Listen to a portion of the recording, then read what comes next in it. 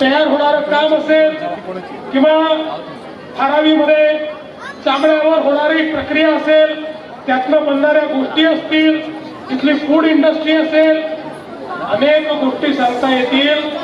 या मुंबईमध्ये अतिशय उत्तम दर्जाच्या गोष्टी जर कुठे तयार होत असतील तरी आमच्या धारावीमध्ये तयार होतात.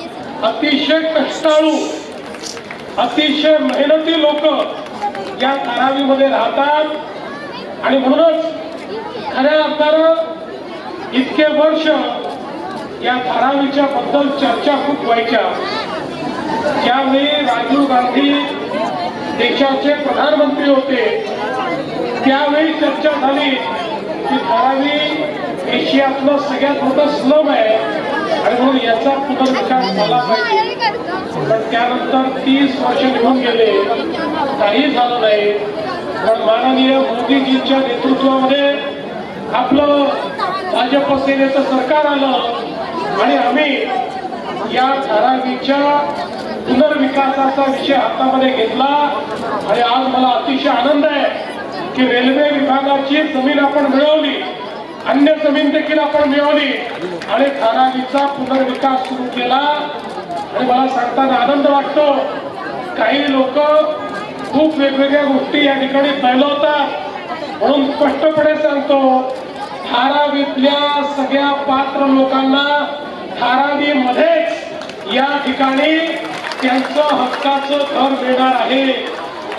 आणि या ठिकाणी सगळ्यात छोटं घर आहे तेही 300 स्क्वेअर फुटाचं नाही, ते 350 स्क्वेअर फुटाचं असणार आहे.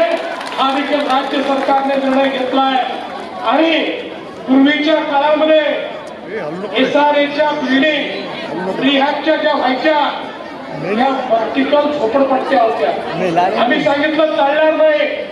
धारावीत राहणाऱ्या प्रत्येकाचं क्वालिटी ऑफ लाईफ सुधारलं पाहिजे. एखाद्या प्रायव्हेट हाऊसिंग सोसायटीला लाजवेल अशा प्रकारचं रिहॅबचं डिझाईन हे आम्ही या ठिकाणी तयार केलेलं आहे. तिथे राहणाऱ्या एक एक व्यक्तीला आपल्या जीवनातलं परिवर्तन लक्षात येईल.